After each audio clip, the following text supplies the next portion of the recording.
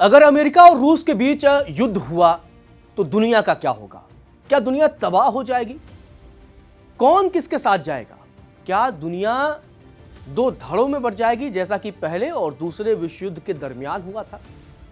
क्योंकि अगर रूस और अमेरिका के बीच युद्ध हुआ तो दुनिया तीसरे विश्व युद्ध में दस्तक दे देगी। ईरान तनाव हो, वेनेजुएला तनाव हो या यूक्रेन का मसला हो, इन तमाम ऐसे मसले हैं जिसकी वजह से रूस और अमेरिका में तनातनी रही। ईरान के मसले को लेकर तो हाल और भी खराब हो गया है। ट्रंप चेतावनी देते हैं, उसके बाद से रूस की भी सीधे और खुली धमकी सामने आती है और अमेरिका को रूस कहता है भयानक नतीजे भुगतने होंगे। तो अगर रूस और अमेरिका के बीच युद्ध हुआ तो दुनिया दो धड़ों में बटेगी, यह तय है।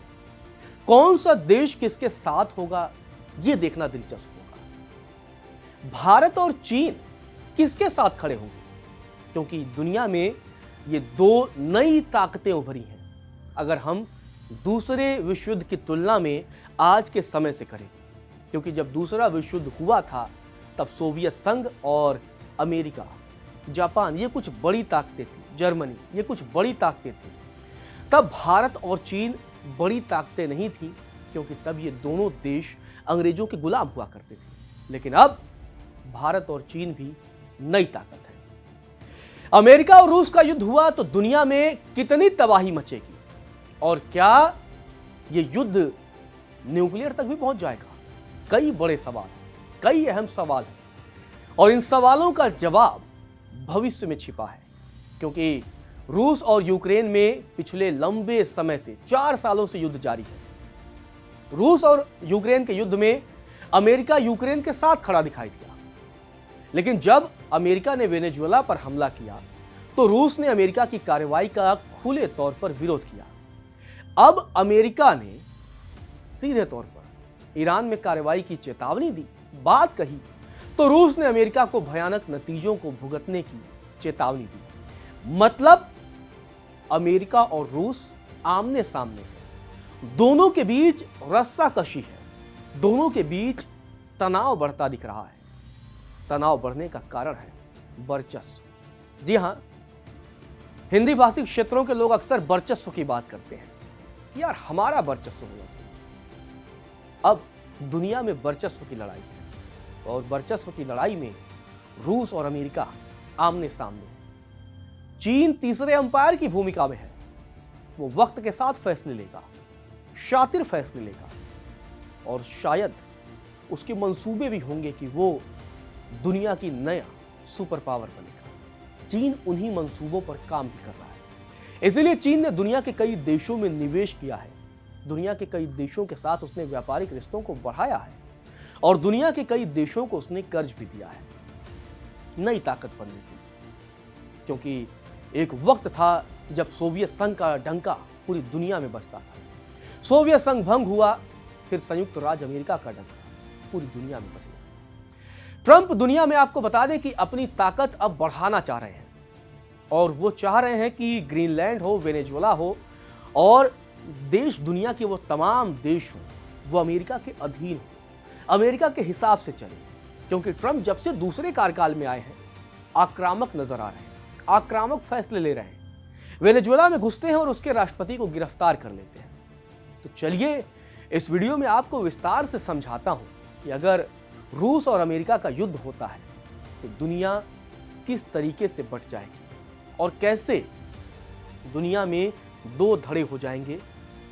एक तरफ अमेरिका के सहयोगी देश होंगे, एक तरफ रूस के सहयोगी देश। लेकिन उससे पहले हमें इस विवाद की शुरुआत को समझना होगा। फरवरी 2022 ये वो तारीख थी जब पुतिन ने यूक्रेन पर हमला किया। रूस को डोनबास चाहिए था, क्लियर कट मामला था कि रूस को यूक्रेन के कई हिस्सों पर कब्जा चाहिए और रूस का सीधा कहना था कि यूक्रेन को नाटो में शामिल नहीं होने दें, क्योंकि अगर वो नाटो में शामिल हो गया तो रूस की मुश्किलें बढ़ जाती और फिर यूक्रेन उसके हाथ से निकल जाता। यहां पर आपको बता दें, जो डोनबास का इलाका है, यहां पर रूसी बोलने वालों की आबादी बहुत ज्यादा है और यही वजह है कि पुतिन चाहते हैं कि इसे रूस का हिस्सा होना चाहिए। रूस के हमले ने यूरोप को एक कर दिया। इसकी वजह साफ थी, यूरोप पूरा यूक्रेन के साथ खड़ा दिखाई दिया। और जब तक जो बाइडेन की गवर्नमेंट थी तो यूक्रेन का खुलकर साथ दे रहे थे। इसकी वजह भी है कि अमेरिका तब पूरी तरीके से यूक्रेन और नाटो को लीड कर रहा था, अभी भी करता है। यूरोप ने यूक्रेन की भर भर की मदद भी की और अमेरिका ने भी यूक्रेन की खुलकर मदद की। वजह साफ थी, यूरोप को यह डर था कि अगर रूस इस तरीके के हमले करना जारी रखता है तो आने वाले समय में यूरोप पर भी खतरा मंडरा सकता है। हालांकि अमेरिका जब बाइडेन प्रशासन के अधीन था तब यूक्रेन के साथ जितनी शिद्दत से खड़ा था, ट्रंप के आने के बाद चीजें बदली, क्योंकि ट्रंप और जेलेंस्की के बीच जो ओवल हाउस में जो पहली मीटिंग हुई थी उस दरमियान ही तू मैं देखने को मिली थी और ट्रंप ने सीधे तौर पर कहा था हम ज्यादा फंडिंग नहीं कर सकते। खैर, ट्रंप के आने के बाद से स्थिति बदली और यहां तक स्थिति पहुंची कि ट्रंप और पुतिन की मुलाकात भी होती है। इस मुलाकात में युद्ध रोकने पर चर्चा होती है। हालांकि इसके बाद यह मुलाकात बहुत सफल नहीं होती, कोई नतीजा नहीं निकलता है। यूक्रेन युद्ध में अमेरिका मध्यस्थता कर रहा है, भारत पर टैरिफ लगा रहा है, चीन पर टैरिफ लगा रहा है, दुनिया के कई देशों के खिलाफ सख्ती कर रहा है, विशेष तौर पर रूसी तेल को लेकर, क्योंकि अमेरिका अपना वर्चस्व चाहता है। अमेरिका चाहता है कि रूस की शर्तें भी पूरी हों। दो पक्षों के साथ चल रहा है मौजूदा समय में और पिछले दिनों उसने एक पीस प्लान भी तैयार किया था और उस पीस प्लान का जेलेंस्की ने खुले तौर पर विरोध कर दिया था। जेलेंस्की ने कहा इस पीस प्लान से तो यूक्रेन की सारी जमीनें रसिया के पास चली जाएंगी, यूक्रेन का घाटा है और हम यूक्रेन के आत्मसम्मान से खिलवाड़ नहीं होने देंगे। मतलब जो ट्रंप की शर्तें थी उससे रूस को फायदा होता है, यानी रूस के पास यूक्रेन का एक बड़ा हिस्सा आ जाता। पुतिन फिलहाल जो चाहते हैं वही होता। पुतिन जो अगर चाह रहे हैं, अगर ऐसा हो जाए तो मौजूदा कीव का 20% से ज्यादा भी बड़ा भाग कट जाएगा और इसके बाद भी रूस रुकेगा इसकी कोई गारंटी नहीं। मतलब अगर यूक्रेन के बड़े भूभाग पर भी रूस का कब्जा हो जाएगा तो क्या रूस रुक जाएगा, यह कहना बड़ा कठिन है। क्या रूस आगे किसी देश पर हमला नहीं करेगा, यह कह पाना कठिन है, क्योंकि अगर ऐसा होता है तो दुनिया के कई देशों में डर का माहौल भी हो जाएगा और इसी से यूरोप डरा और इसीलिए पूरा यूरोप खुलकर यूक्रेन के साथ आता है। तो ये रसिया की बात है कि रसिया भी विस्तारवाद की नीति पर चल रहा है, दुनिया के कई देशों पर चाहता है कि उसका कब्जा हो, उसका शासन हो और जैसे सोवियत संघ के दरमियान उसका बोलबाला था, उसकी तूती बोलती थी, वैसे ही राज करे। अब चलते हैं अमेरिका की तरफ, क्योंकि अमेरिका को समझना है तो वहां की सियासत समझना होगा। अमेरिका चाह क्या रहा है, क्योंकि वो भी अब विस्तारवाद की नीति पर चल रहा है। दुनिया के कई देशों में सरकारें गिराने का काम अमेरिका कर रहा है और अपने हिसाब से वहां पर सरकारों की गठन की कोशिश भी कर रहा है, क्योंकि अमेरिका अब दुनिया पर पूरी तरीके से कंट्रोल चाहता है। वो ज्यादा अपनी मुट्ठी को और कसा कर रहा है। ट्रंप आक्रामक हो चुके हैं जब से दूसरे कार्यकाल में आए हैं और उसकी हमने जो तस्वीर है वो वेनेजुएला पर देखी, किस तरीके से वेनेजुएला पर हमला करके अमेरिकी सेना ने उसके राष्ट्रपति मादुरो को गिरफ्तार कर लिया, साथ ही उनकी पत्नी को भी गिरफ्तार किया।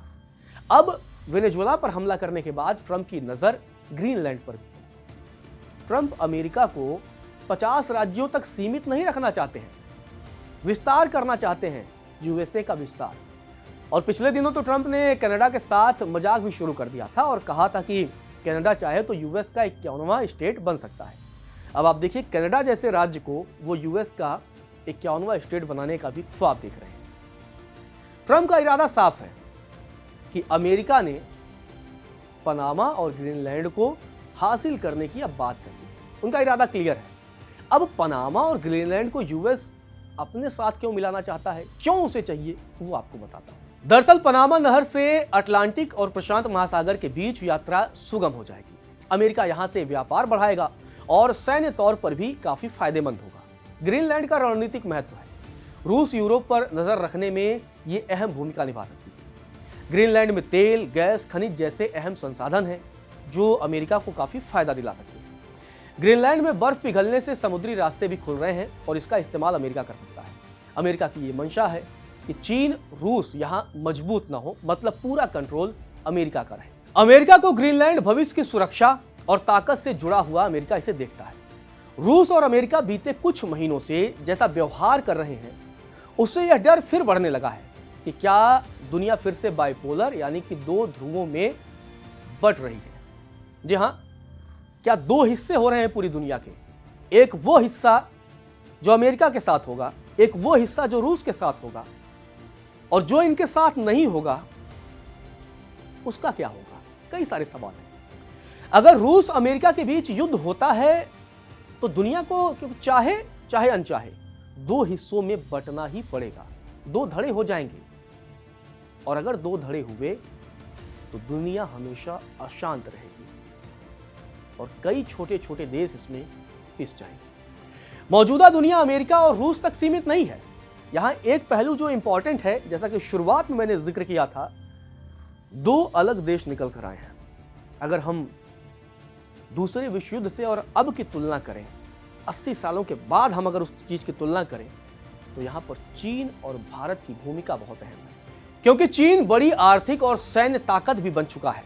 भारत की बात करें, यूरोपीय संघ की बात करें, तुर्की की बात करें, खाड़ी देशों की बात करें, ये सब भी अब मजबूत हो चुके हैं, जो किसी भी हाल में एक पाला नहीं चुनेंगे। यानी भारत, चीन, यूरोपीय संघ, मिडिल ईस्ट के कई देश ये तीसरा रास्ता चुनेंगे। ये संभव है। तो ऐसे में दुनिया में एक तीसरी शक्ति भी खड़ी हो सकती है। खैर, जिस तरीके से ईरान की बात चल रही है, हमने 2025 में देखा था जून के महीने में कि अमेरिका ने ईरान में जाकर बम बरसाए थे, और अमेरिका फिर से ईरान को चेतावनी दे रहा है, और रूस अब ईरान के पक्ष में खुलकर खड़ा हो चुका है। तो अगर अमेरिका ईरान में कोई कार्रवाई करता है, उसके बाद रूस की क्या भूमिका होगी, क्या रूस उसमें हस्तक्षेप करेगा, और अगर रूस हस्तक्षेप करता है तो दुनिया तीसरे विश्व युद्ध में जा सकती है। फिलहाल के इस वीडियो में इतना है।